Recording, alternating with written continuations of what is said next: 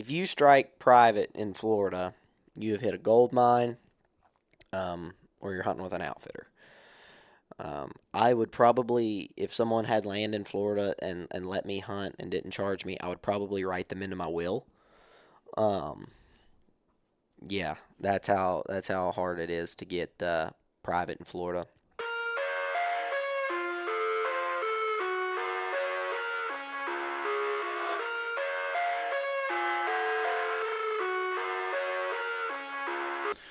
All right, and we're off. So this is the uh, this is the first episode of Creekside Conversations Yep. of Turkey Creek Productions. We're here at Caleb's house. Um, Caleb Currence, he's getting ready to head down to Florida to go chase some Osceolas. Yeah. How many times have you been down there? This is my fourth time. No, yeah, fourth time down there. I went in 2020. Wasn't able to make it back until last year. I went with Luke. Me and him hunted the South Zone, uh, and then got beat. Took us 6 days to find a goblin turkey. Called it into 6 steps. The bird had circled behind us. Popped out at like 6 steps. Luke had his gun across his lap because he was filming. Um, and I mean, it was on my weak side. Luke was sitting there, so in order to shoot at the turkey, I would have had to shot one of my best friends. So, anyways, that one got away. Elected to go back a week and a half later when the North season opened. I hunted the second week of the North season, and I misjudged some yardage on one. We actually spotted him in a burn with a couple hands, put the slip on him, and just missed. Just flat out, just misjudged the yardage. Bird was it. I thought the bird was 45, 50, but when you're crawling on the ground, and it's flat and it's just you're eye level with it. It's kind of hard to judge that distance. It's a little different than if you're in a tree stand and a deer goes by, you're like, oh well, that's 30 yards or 35. When it's flat like that, it kind of messed with me, and you know, like I said, I thought the bird was 50, and I knew the gun could do it, but it was not 50. So, so needless to say, going back this year, try and finish out this Grand Slam. So it's the last subspecies I need for a public land slam. I've been trying for a long time, so hopefully this is the year to do it. Absolutely. So, why don't you tell everybody about yourself? When did you start turkey hunting? You know, how many roundabout birds do you think you shot? Just tell them about yourself. What load do you like to use? What gun you like to use? Yeah, so I started turkey hunting probably back, I don't know, I'd say I was probably 14, 15 is when I really started taking it serious. I grew up, Dad took me a couple times. We had a little farm, it was like 50 acres. Uh, and Dad's idea of turkey hunting was, just you kind of sit in one spot and you call and you don't move and you pretty much deer hunt them, right? And like that is a tried and true method. There's a lot of old timers that kill birds every year and tag out, by just sitting there, and they take their box call and they sit in one spot, yelp a few times. 30 minutes go by, yelp a few times, and then they kill. But I didn't really see the fun in that, especially being younger. So when I got older, I really wanted to figure it out. I remember I was probably 13 or 12 by the time I finally killed my first turkey, and man, it was fun, and that's kind of when that's really when I decided that like I have to figure this out. Growing up trout fishing, bow hunting, me, and just my mentality is if I struggle with something, I have to figure it out. I have to be not necessarily the best at it, right? But like I have to be good. I want to take try and put luck, my cards in the mix as much as I can. So just fully involving myself with it. So started hunting with buddies that had driver's licenses. Especially as I was a freshman in high school. Me and my buddy Tyler, we used to go around, and he would drive me around, and we would turkey hunt. And when I got my license, I was wide open. I remember that first season hunting by myself. I tagged out in the first week, and it wasn't because I was good. By no means. And I still don't claim to be good. But I just worked, and I bumped a ton of turkeys. I scared a ton of turkeys. Got too close or made the wrong move. Got impatient, and then just slowly started building my knowledge. And the only way to get, I feel like, good at turkey hunting, or better at turkey hunting, is to make mistakes in front of turkeys. I can tell you all day long, don't move, sit here for 30 minutes, right? But until you've jumped up and bumped enough birds, because the bird come in quiet, or was coming in quiet or whatever, like you don't really realize that. So that those kind, my high school years were really when I was jumping that learning curve. I could go every morning before school and just had a lot of time in the woods. As I got older, I took it more and more serious, and got into the college days, and was still killing a lot of birds, tagging out every year, that kind of thing. But as I got later in college, um, I really wanted to kind of start traveling. It's like, well, I know how to hunt birds in West Virginia, but what about this or what about that? And I remember it was my junior or senior year in college. We went down for spring break during COVID. We were supposed to go on a cruise, go out of Miami or, wherever it was, and it got canceled. And I looked at my buddy I was down there with, and I said, "Well, spring gobbler season opens up in a week. Cruise is canceled. School got canceled. Like, we're stuck in Florida.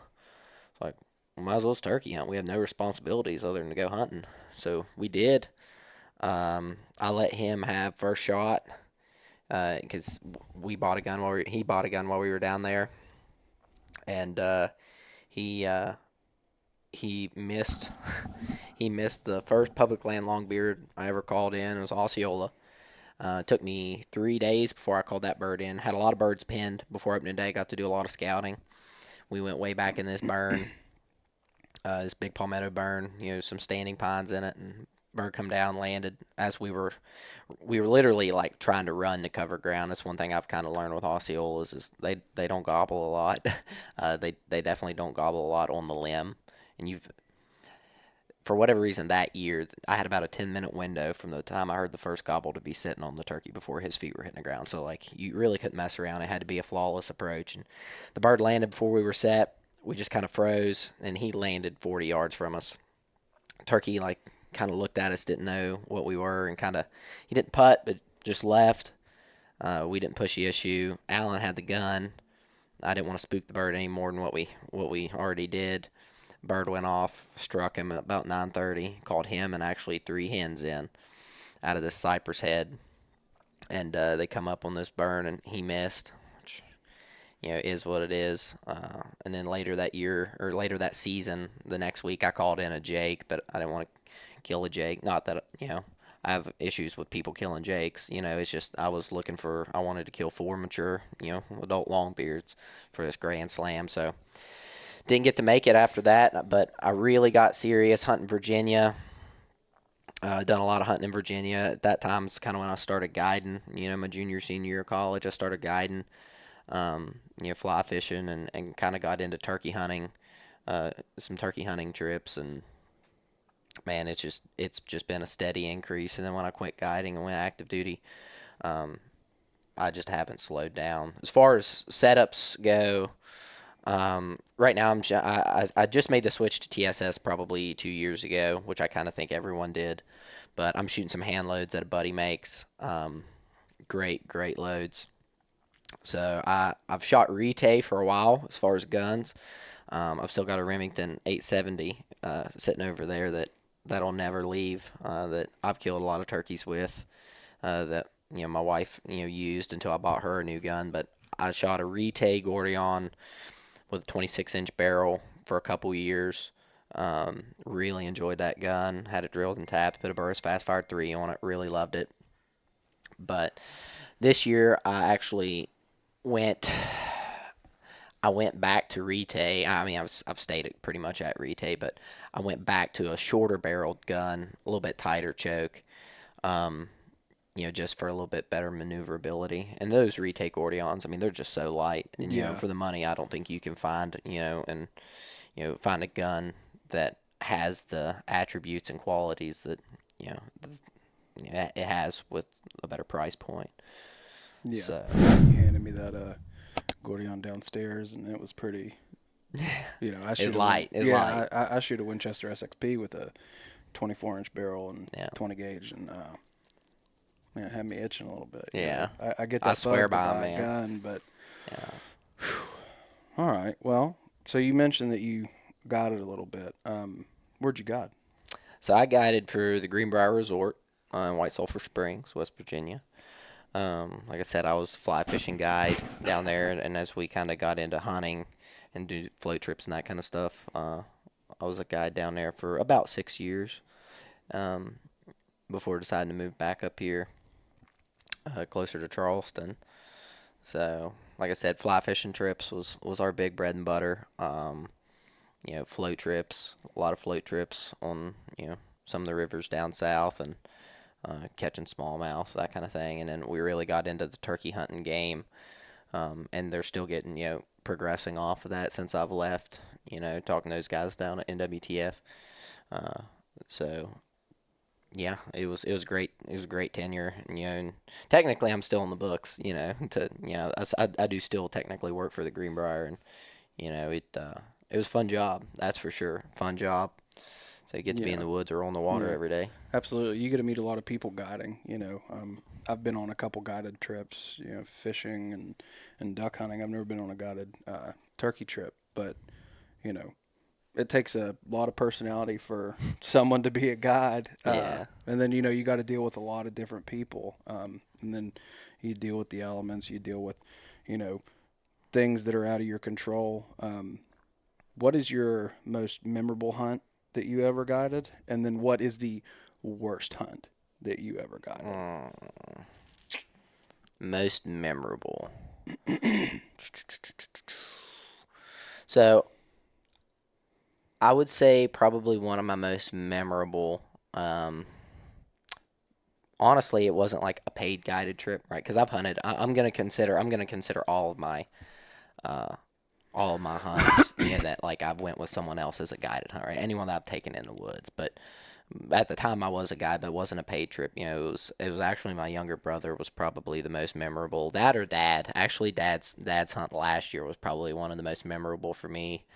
Because dad's been with me, killing turkeys, but I never been with dad to let him, for him to kill a turkey. So most memorable was um, we were here in West Virginia, me, him, and Jared. Jared. Hmm.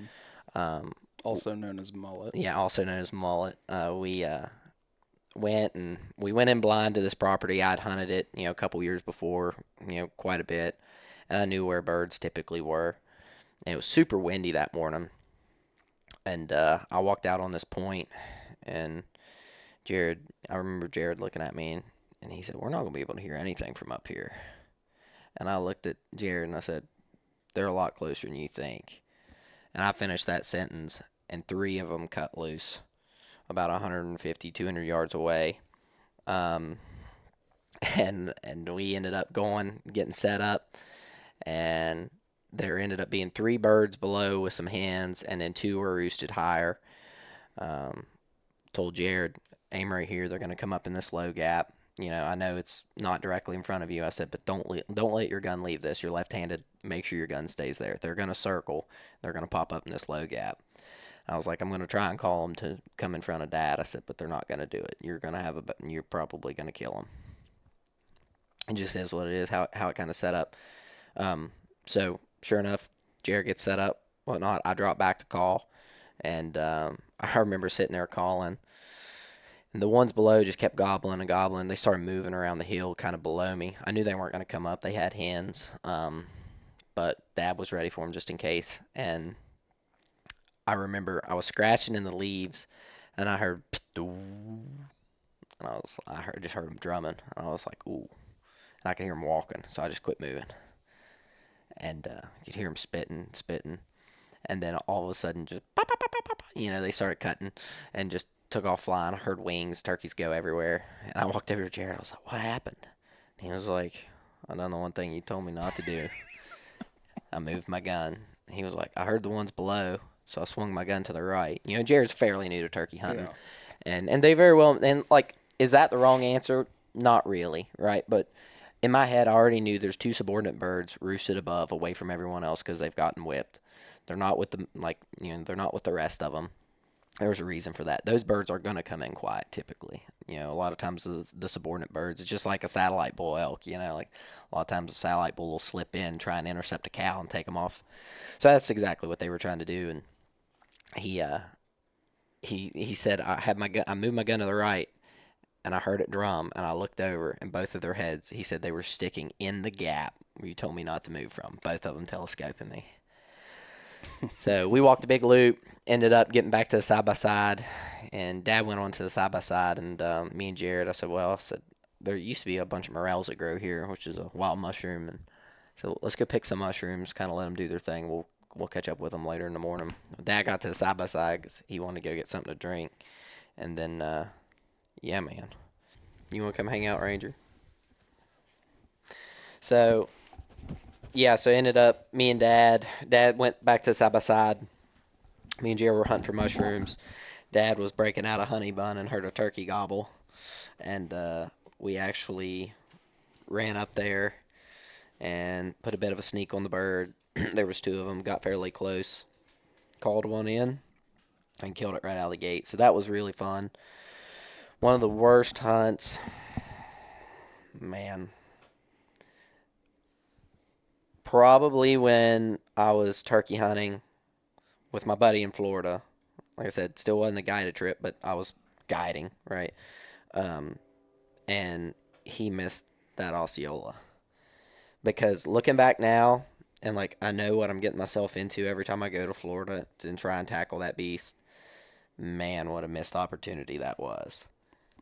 Wow. Yeah. And I still haven't killed one, right? So really, that one stings to this day. Yeah. So that was my worst hunt, for sure.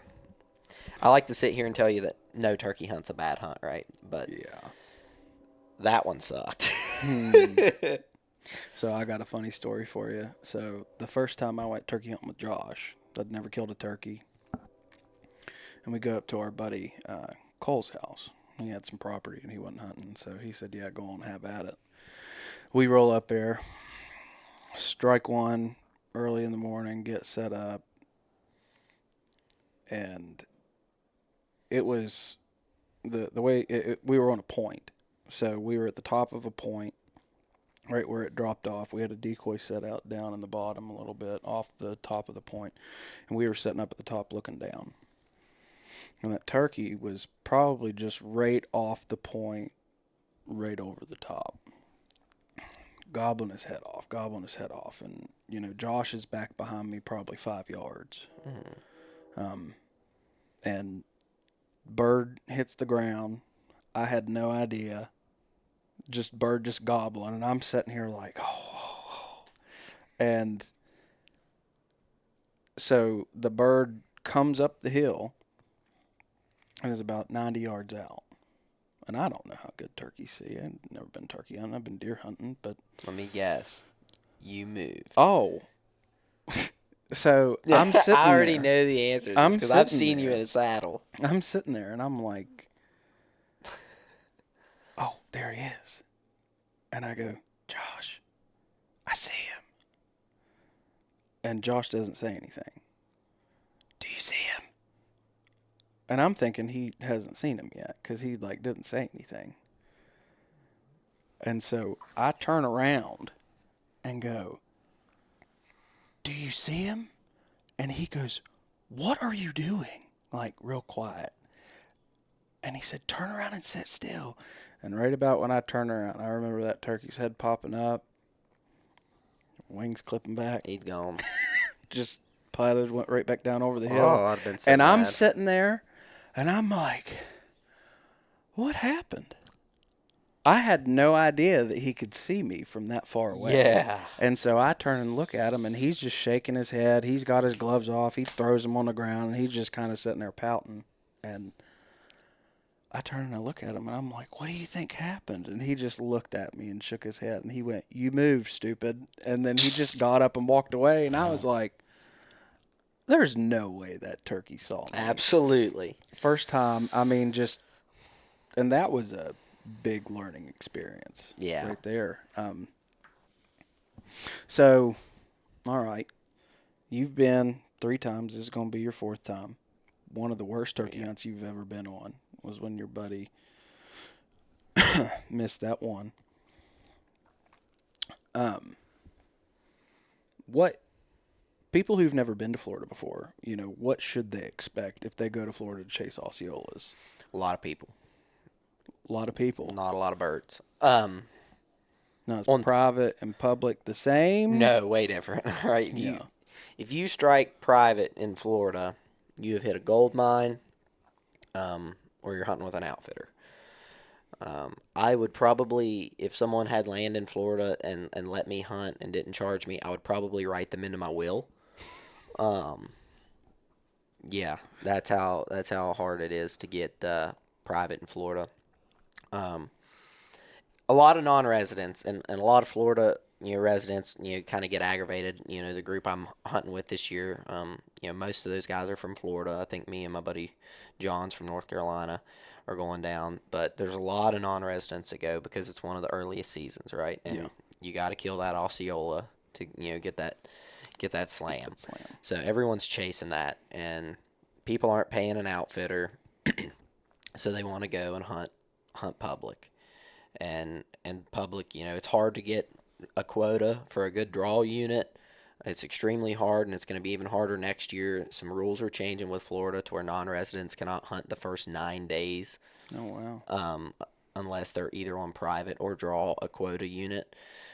Even then, I think only 10% of the permits for the quotas are going to non-residents, and the other 90% stays within the state of Florida Yeah. for So residents. that's So kind of like the quota hunts in Kentucky for the elk, yeah, where yeah, 10% yeah. non-resident. So yeah, so South Zone essentially, you won't be able to hunt like the South Zone until pretty much the at the end of the second week, halfway through.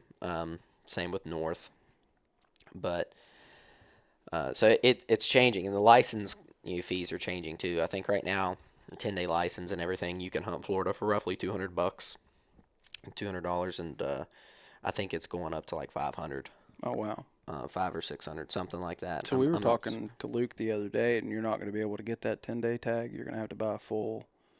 Well, no, no, it's just the The price is cost. going to Yeah, go up. the price. Yeah. So yeah, that's the thing. And I think it's warranted. Like, I hate to Mhm. say it, I'm a non-residenter, but I think it's warranted. You know, um, I remember there's one WMA the year I hunted it in 2020. There was, I don't know, I think 800 people Oh, or wow. 900 people that hunted it. How many acres? It's pretty big. I don't know right off the top of my head, but I know like last year it had over 3,000. To put that into perspective, People. yeah. So the growth from the first time Oh you went to yeah, now is of just 100 through the days, yeah, roof. yeah, Yeah. ridiculous. So, What do you think caused that growth? man, turkey hunting's become a thing, like, and it's great. Like NWTF for instance. Mhm. I went to NWTF 2 years ago, and then like coming in there this year, it was nuts. The first day that I was there, I think it was like Friday morning. We walked in there, and it looked like the busiest day whenever like they were releasing the Fox Fest. Yeah, The and two that was years pretty prior. wild. Yeah, when Mossy Oak was releasing that, and there was a line for that Fox Fest. That's a side note. That Yeah. was out the door, Yeah. man. It was awesome. But yeah. So I think turkey hunting just as a sport, on social media, NWTF, other hunters, like, it's become a thing, and rightfully so, right? Because the more people that do it, the more people that care about it, the more Mhm. money that it raises, the more habitat, conservation Right. of the wild turkey. So it is what it is. I'm not opposed to it, but I think that is the right move for Florida, even though it's going to really affect me. Um, I think it's good for the wild turkey. I Yeah. think it's good for that subspecies in particular. I think that in a couple years the numbers will really bounce up to where people can go in there and kill them a bird. and have a lot better odds. Yeah. So There's a ton of predators in Florida too. I mean, like when you say they get on the ground and they get quiet, I mean, it, everything down there wants to eat them. everything. Panthers, you know, I'm sure a gator would probably snatch one up, Hmm. and you think about all the varmints, raccoons, the natural predation that, normal states see, bobcats, coyotes, that kind of stuff. But yeah, I mean, it's just everything down there, and just the number of hunters. The number of hunters is really, really, really hard on them. So, I mean, there's always birds that make it through every year, but they do it by doing this, Yeah. Keep right? them So, quiet. I would say, I think your original question was like, what could someone expect, right? So, a lot of hunting pressure. Um, expect to be uncomfortable. A lot of mosquitoes, a lot of snakes, a lot of gators. Um, don't go to Florida without a thermocell, and don't be afraid to get in the water. Bottom line, you have to be absolutely okay with waking up at 5 o'clock or 6 o'clock, wherever, and the first steps out of a truck's in knee deep swamp water and walking it for 3 miles or 2 miles, whatever it is. So do You you wear tall boots or do you wear gaiters? Or do you wear snake boots? so I don't know that I would recommend this. I have a set of they're not Irish setters. I don't know. It's a rubber snake boot that's actually got Yeah. guard in it, but it's super light. It's just like a rubber boot, but it protects you from a snake bite. I wear those primarily, Okay. especially during a wet year. Outside of that, I just wear my regular boots and a good set of gaiters. I always keep a set of Crocs in my vest. Okay. Now, that's something that I really try and make sure that I do. If I know that I'm going to be in water for a long time, um, I just put my Crocs on and walk the swamp. Take my socks off, put my Crocs on, walk the swamp, get out, throw on some dry socks, my dry boots, and stay relatively dry. Um, so uh, be prepared to deer hunt them. That's another thing. A turkey doesn't have to gobble for you to kill it. Um, it helps, but don't be afraid to slow down. Everyone goes down there for a week and they're like, I got 7 days, right? And from the time they get there, from the time that they leave, in their mind, they're racing against the clock. And naturally, when you're anticipating a clock running out, what do? You get anxiety, you get stressed, you cover more Speed up. ground, Yeah. you speed up, you make mistakes. Whereas if you would just sit there for 3 hours, maybe a longbeard would walk by. There's strut marks in the road. Yeah. Like hunt that. Literally hunt this tram road that's got turkey sign in it. You got There, tracks, strut marks, yeah, poop. I mean, yeah. If you find something like that and feathers or whatever, I mean, it's no different than finding the X, yep. duck hunting or goose. So if you find that, um, don't ignore it. That's one of the biggest things and reasons why Florida has made me a better turkey hunter. And like I said, I haven't killed one. I've had Right. I've had birds in gun range just about every time, but um, I've learned a lot because I've slowed down and you go to other states and like I apply some of those tactics like here in the mountains with the Easterns and just fold Yeah. them up. And I'm not saying that a wary Eastern can't smoke me because we both know the answer to that. Yeah. Every bird's different. But I've found that my success rate and like when I find an Eastern, I will hunt that turkey like it's the last turkey on earth. And that's what you have to do in Florida. When you hear one, you don't need to go looking for other birds. There's one there. Figure him out, find him, and slow play that turkey, and you'll be a lot more successful. So that would be some advice I would give. Yeah. It's For like a saying that my dad always tells me. He says, I always have a hard time leaving fish to go find fish. He said, if I'm in fish, why would I go somewhere else? yeah, yeah. So and that's especially true for Florida. So read the sign, be patient, and you'll be more successful. So that being said, you're headed to Florida. I know you're going to hunt West Virginia, obviously. Um, y'all are headed out to Washington State Mm-hmm. in, early to mid May. Um, you have a chance to hit a single season public land slam. If, you could finally hit your grand slam In in Florida, I Florida, can turn around and do it in a turn year. around and do it in a year. Yeah. So, I mean, Is that something that you kind of strive to do every? I mean, I'm sure that is that something that's in your mind Not, every year, or not really. I mean, for me, it's just about the public land slam, and it's taken me numerous years, right? And like, I'm a big public land guy. I've never really had a lot of land to hunt. Just that little 50-acre family farm that ended up getting sold, So everything I've known is public, from deer hunting, turkey, whatever. So it is on my radar for this year because I don't know when I'll get to make it back to Florida with the rule changes and stuff, and me and Sky have a baby on the way. So uh, this year I'm very well aware of it, and I will ensure that if the Florida bird, if I kill the Florida bird, I'll make sure that I kill a public season. I'll do it in a single year. yeah, So I'll get to do it this year, but there are some guys that strive for that every year, which is awesome. yeah, To have the funds and the time, set yeah, aside to do that. I mean, yeah, but the guys that are doing that, like, they care about one thing, and that is about killing turkeys, yeah, right? They don't deer hunt. I mean, maybe they do, but like, they don't deer hunt. They don't duck hunt or whatever case may be. Like, every vacation day outside of like maybe for a family event that they can't miss, they're scheduling to kill turkeys, turkey, yeah, which is awesome. I envy them because I just can't do that right now. Not yeah. not when I like killing big deer as well. Yeah, chasing big deer. That's a That's whole a nother. whole another can of Yeah. worms. So, but yeah, hopefully we have some luck in Florida. So we've been running some trail cameras, a lot of Mm. sign, a lot of bird. Well, I wouldn't say a lot of birds, but enough to hunt. Gaunt birds. Yeah. So Well, that sounds like it's going to be a fun trip. It sounds like you're going to be chasing turkeys for quite a while. yeah, yep, pretty excited. Yeah, absolutely. So I want to get touch one more thing we before we get off. Decoys. No. Tell me what you think about decoys. All right, so I'll tell you what I think about them. Um, Not to say that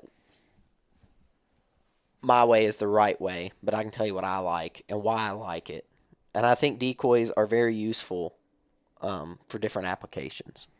So I think if you're taking a young kid or someone who's never hunted a lot, I think if you're taking someone who's not super experienced, I think decoys are great, right? Because a lot of times you can get away with a little bit of movement, because the birds are locked in on the decoys.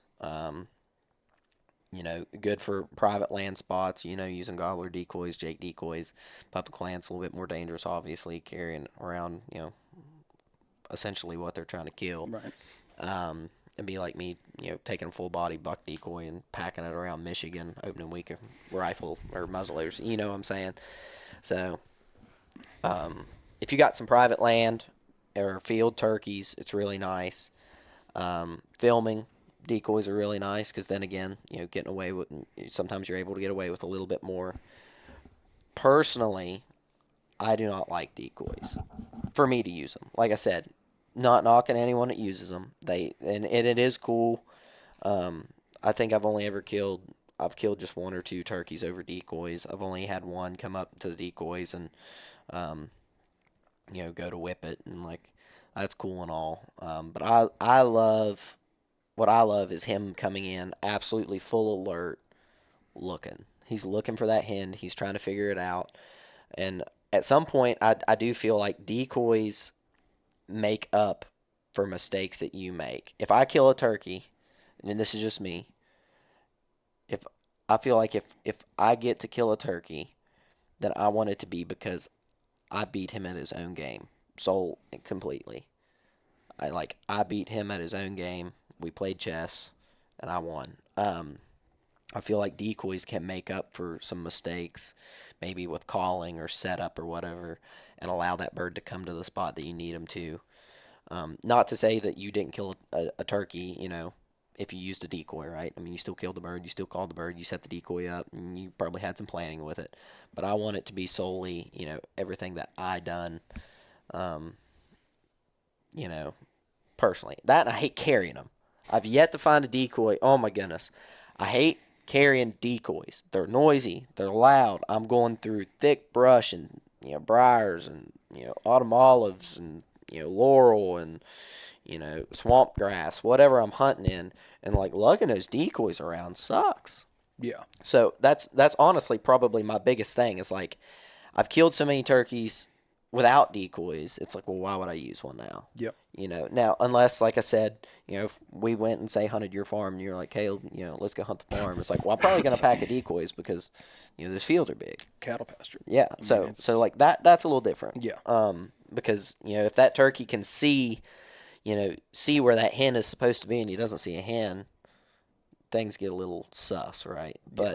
But in the woods and in the swamps, a lot of times you can make the terrain based off the terrain and the vegetation, you can put something between you and that turkey to where when he comes out, he's dead.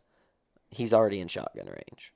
It's not like decoy him over a field. I do think if you're hunting field turkeys that you have to have I wouldn't say you have to have decoys, but It's extremely hard without them. yeah, man, Yeah. field turkeys are some of the hardest turkeys to kill if you don't have decoys. So So what do you think about reaping turkeys? You into reaping turkeys I've done or it a couple times. Um, I don't really prefer to do it really anymore. Um, I done it when I was newer or trying to, I guess, learn to turkey hunt.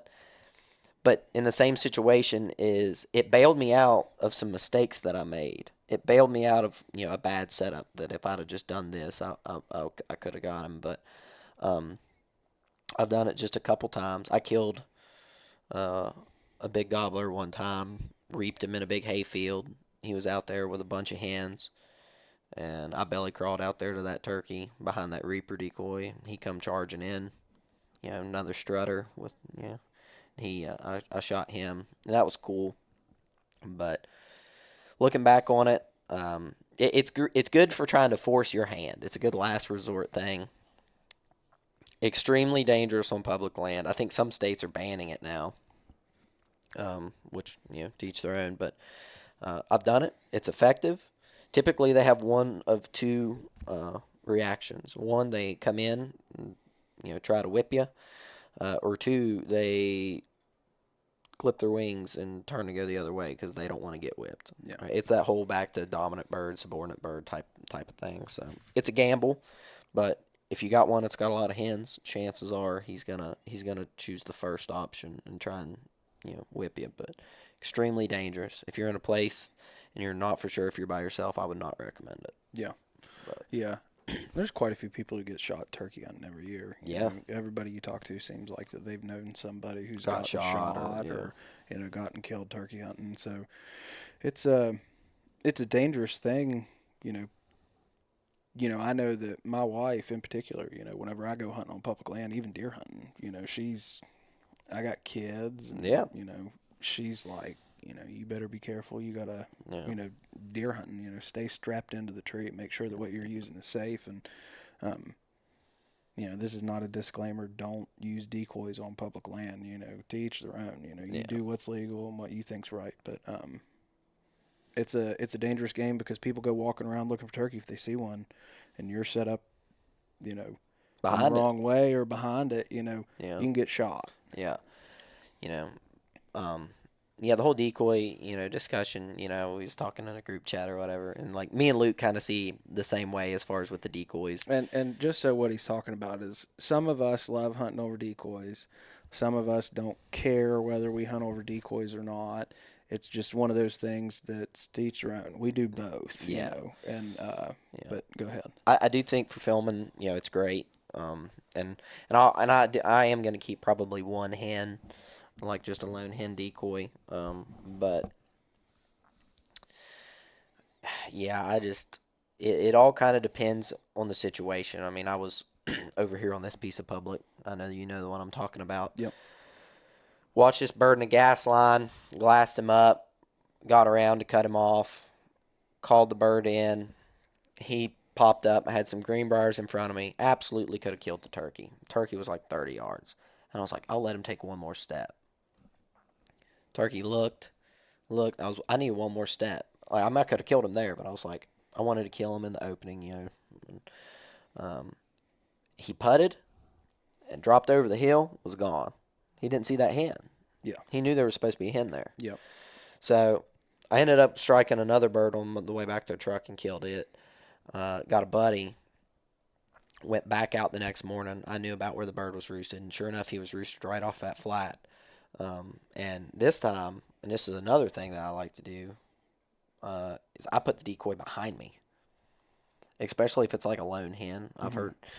I've heard of people talking about horror stories. Well, he locked up at 60, and they got the decoy, or he locked up at 80. They got the decoy 20 yards in front of him. Well, he's 60 from the decoy. Well, I put the decoy 20 or 15 yards behind me. If he locks up 60 from the decoy, he's in shotgun range. Yeah. So Yeah. that's what I done with that bird. He didn't lock up. I talked to him a little bit while he was on the limb, then shut up. Bird flew down. I kind of got excited, done a fly down when he went behind some brush and like the roll of the hill. He went behind the roll of the hill.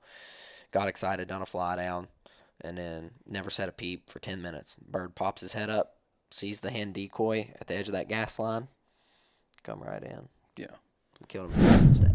Well, that's good advice. I mean, that's a good piece of advice. Don't always set up decoys straight in front of you if you're going to use them. Because Yeah. they you get out there, they do lock up. Yeah. And then they won't move, and you sit there and you wait and you wait and you wait and try to figure out, well, I want to come in any closer. Yeah. Yeah. So it's just another tactic, but it worked. Yeah. Yep. So Well, guys, I think that that's probably going to end uh, our first podcast. I think I'm out of focus because my camera died over here. So, but